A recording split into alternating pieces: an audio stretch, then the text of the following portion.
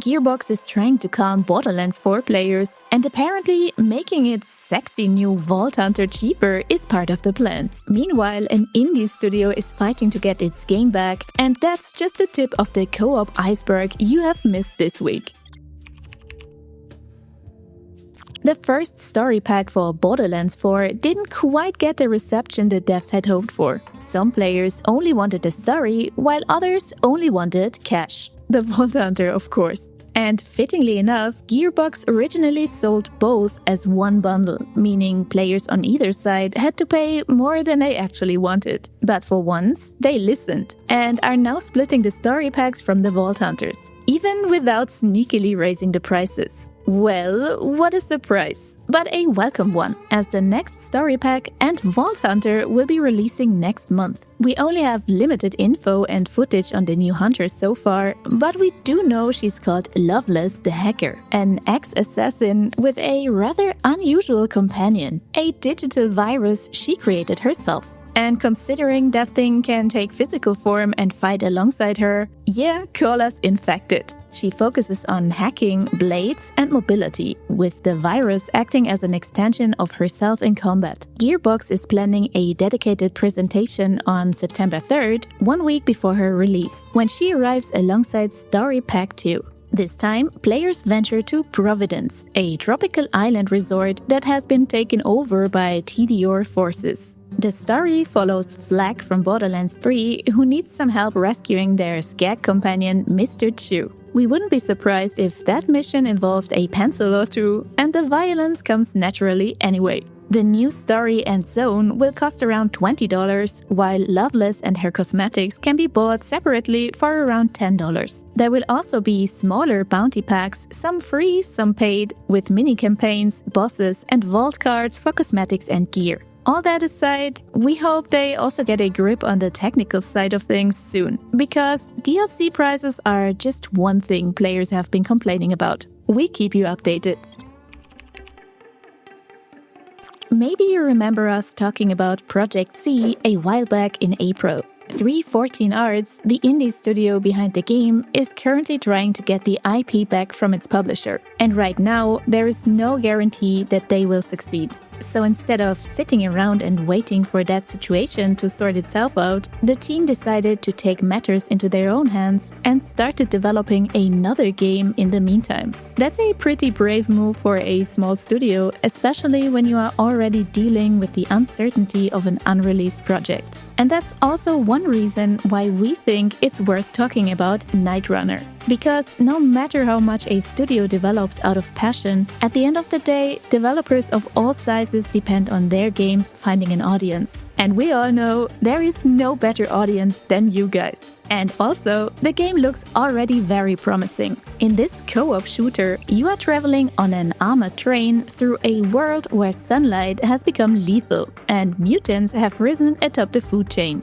Each player starts with their own wagon, which gets coupled into one giant mobile base. During your night runs, you stop at different locations to scavenge for gear, complete side objectives, and fortify your section before the hordes arrive. If things get too rough, you can fall back through the train, wagon by wagon, hoping that your comrades didn't go cheap on the fortifications. Should you survive the night, everything you found is yours to keep. Between runs, you can improve your equipment and unlock permanent upgrades, while 4 different kits give players specialized roles for combat and support. Besides the main train-based mode, there will also be dangerous boat crossings, dedicated dungeons with bosses and better loot, and an endless mode focused purely on surviving increasingly nasty waves. And unlike most extraction shooters, there are no other players waiting to shoot you in the back, as it's entirely PvE. The game is coming to PC in 2027 with a playtest scheduled for September. Captain's Log, August 2026. This marks year 14 of Star Citizen being in active production. The crew has grown restless, supplies are running low. But just as hope seemed lost, a small indie team of roughly 10 people has decided to build a persistent solar system with seamless multiplayer.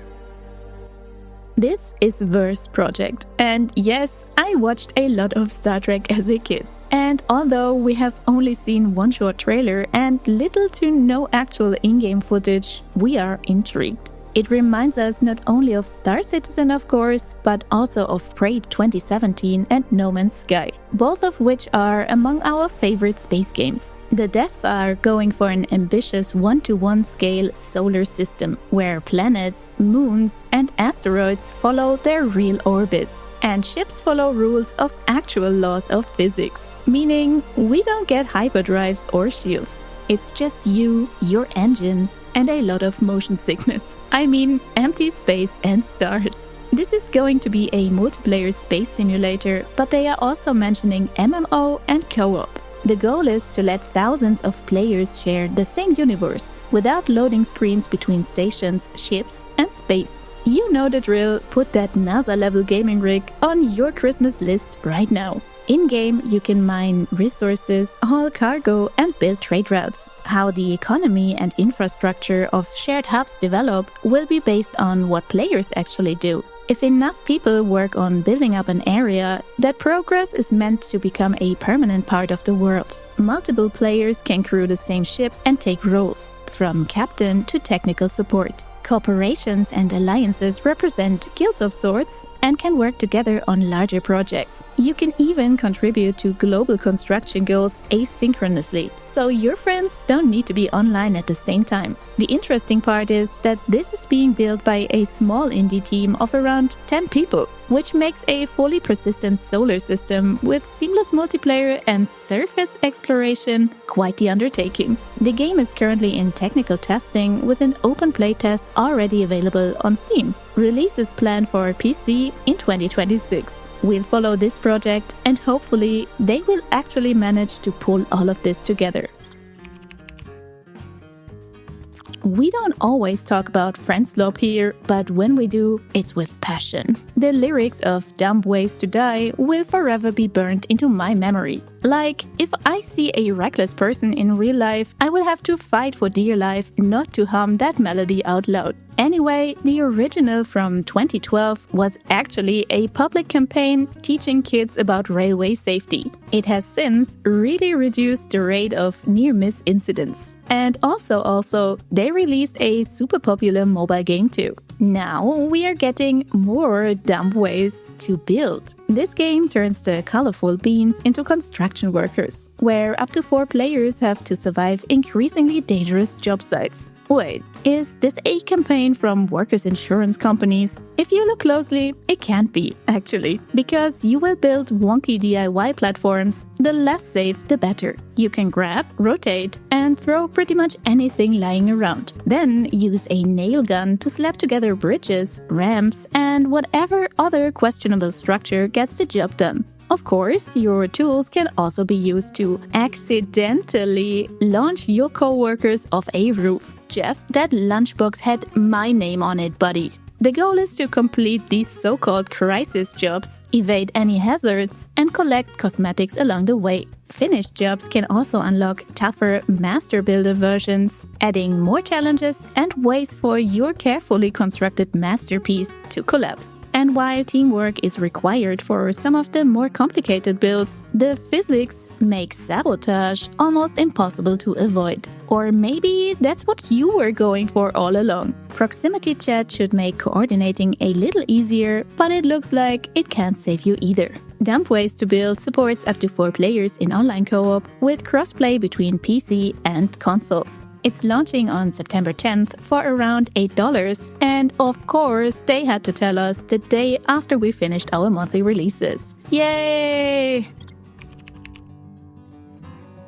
Getting lost in the wilderness is already bad enough, but what if your friends could make it considerably worse? Rerouted lets you test that theory from the safety of your own home and find out which of your buddies definitely won't be invited on the next real-world camping trip. This is a new co-op survival game where up to 4 players are stranded in the northern wilderness, with no GPS, no minimap, and apparently very little sense of direction. Instead, you will have to navigate using a physical map, like you are back in the driver's seat in 1995, getting yelled at because you missed the exit again. Ah, nostalgia. But instead of trying to figure out which McDonald's you just passed by, you at least get a compass and some useful landmarks. Hunting, fishing, and crafting are also part of your adventure. You will need to build camps, keep fires going, and prepare for the next part of your journey. Because freezing to death is a rather inconvenient way to end a road trip. But the wildlife might be a bigger problem. Talking loudly can actually attract nearby animals, meaning sometimes the best strategy is to shut up. Rerouted supports up to 4 players online co-op, as well as solo play. You can share supplies, watch each other's backs, and work together to find a way home. Or you can steal someone else's food, fight over camp space, and hope the bear picks your friend first. Up to you. But don't be surprised if you're not included in the next camping trip. Remember when games needed a CD just to start? Imagine booting up Diablo only to realize you left your Fallout disc in the drive. So instead of fighting demons, you're dropped into an industrial wasteland filled with mutated wildlife. If only mixing and matching games was actually that easy. Good thing DDoD basically does exactly that. It's a top-down roguelite shooter set in the massive Purple Lands. A fixed open world of forests, swamps, and abandoned towns that's been consumed by a strange substance called the fog. The fog isn't just another environmental hazard. It mutates humans and animals, interferes with ranged weapons, and can even grant you powerful abilities if you are willing to pay the price. Battery-powered devices can temporarily clear it, but with limited resources, you will have to decide whether it's actually safe to go. And the creatures themselves are probably the weirdest part. There are mutant hounds, frog rats, snakebird hybrids, and even snails fused with tanks. They look almost cute. Until one of them decides you look a little bit too tasty. Too bad, I really like the snail. Guess it's time for the salt grenade. Each run starts at a bunker, where you can either explore for gear and side quests, or take the risky route straight toward the source of the fog. Death wipes most of your equipment, but important upgrades persist, giving the game its roguelite progression. And most importantly, you don't have to face the Purple Lands alone. DDoD supports up to 4-player co-op, with friends able to share resources, revive each other, and venture into the nastier fog zones together. It's entirely PvE, so the only thing shooting you in the back should be your bad decisions. The game is planned for 2026 on PC and Xbox Sirius, with a free demo currently available on Steam. History keeps repeating itself. In a good way. Many of you probably know that Dota started out as a custom mod for Warcraft 3. And after Dota 2 eventually became its own standalone game, it was apparently only a matter of time before someone did the same thing again. POLYSTRIKE started out as a Dota 2 custom game, attracting almost 200,000 players before now being rebuilt from scratch in Unreal Engine 5. This is a 5v5 tactical shooter where the top-down perspective isn't just a camera change. Your field of vision follows the direction you are aiming, creating a dynamic fog of war where simply looking in the right direction can reveal an enemy. You know, just like those stealth missions where the NPC somehow manages to stare directly at you for ages while you get up to fetch a cold drink. But here, sound is just as important, with footsteps and noises giving you clues about what's happening outside your view. There are also no fixed hero classes or special abilities. Instead, you build your loadout each round from weapons, armor, and utility, depending on what your team needs. Your equipment is visibly attached to your character, so you can actually get an idea of what an opponent is carrying before the shooting starts. Matches revolve around objectives rather than simply eliminating the other team, including one particularly strange setup where you have to hack a giant mechanical fish and make it self-destruct. Don't ask us why, we are just as confused as you guys. POLYSTRIKE is being developed by a largely Ukrainian team that wants to keep the game independent and explicitly away from pay-to-win mechanics. A release date has not been announced yet, but a playtest is planned soon.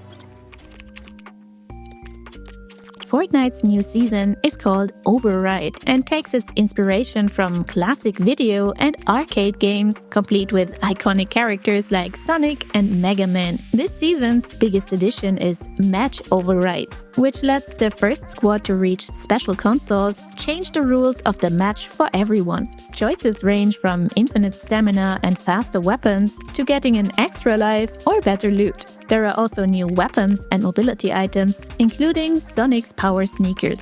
We keep on watching Fortnite's updates from the sidelines, like a parent watching their kid in the ballpark. Like, am I too old to join in? Because it really does look fun. Riot is ending active development on 2XKO in December, after the free-to-play fighting game failed to maintain a large enough player base. The servers will still remain online after December, but there won't be any more ranked matchmaking, new seasons, or balance updates. The final 2 new characters will still arrive, and from September, every champion will be unlocked for free. Any purchases made before August 20th will be fully refunded, and many items that were limited to real money will open up to be purchasable by in-game credits. Horizon Hunters Gathering is reportedly getting a major reboot after private playtesters weren't too impressed with its original direction. According to Bloomberg, Guerrilla Games is now set to be turning the game away from live service elements like seasons and continuous limited content drops and into a more traditional co-op game with a proper story mode. That also means that the 3-player machine hunts are expected to remain, so they are not shifting this towards single-player, as many fans wanted it to be. So the project isn't cancelled, although allegedly the team only has time until December to prove that the new direction works. Fans have voiced their concerns about the game, and live service was only part of this. So it will be interesting to see if they will work with other audience feedback to the first reveal trailers too. Subnautica 2 just got its buddy system update. This will not save you or your friends from falling victim to the dangers of the sea, but you will at least be able to speak your prayers. Or actually do something helpful, because now you can use an in-game proximity voice chat, revive downed teammates by sharing oxygen, and directly trade items instead of throwing everything onto the ocean floor and hoping someone finds it. There are also emotes for when words aren't enough, or the other way around, when words aren't needed to express yourself. Similar to how a thumbs up on this video puts a smile to our faces. Dead by Daylight is getting its first fully community-created chapter called Chorus of Sin, where players have spent more than a year voting on everything, from the angelic theme itself to how they wanted the new characters to be designed. The new killer, the Judgment, looks like a divine yet spooky angel that can hit survivors with a beam of divine light and send down players into exile instead of a normal hook. This is a separate realm where they have to survive while their teammates work to free them by praying. On the survivors' side, Aurora Stardaughter is a team support, sharing information during chases and helping the group with generators and healing. The chapter is coming to the live servers on August 25th. Anno 117 just got its second DLC, the Hippodrome, adding a massive new monument where you can host horse chariot races for your citizens. But the arena is not just nice to look at. You can train your own specialists for increased island-wide bonuses if they win. And alongside the paid expansion, Free Update 2.0 adds a photo mode, a notes feature to leave reminders in the world or on buildings, better trade tools, and new high-rarity specialists. In 2022, CD Projekt Red confirmed that they were working on a new game, a multiplayer Witcher spin-off with the working title Project Sirius. Now, CDPR has confirmed a round of layoffs and team shifts. The project itself doesn't seem to be cancelled though. Sirius was planned to combine a single-player campaign with multiplayer and co-op elements, and would therefore be the first real multiplayer ever for the studio. Unfortunately, there are still no public details or footage on what the final game will actually look like. Both of us are huge fans of The Witcher and Cyberpunk 2077, so we're still not giving up hope on this one. But that's all for this week. We wish you the best time in co-op with your favorite people, and we'll see you again in the next one.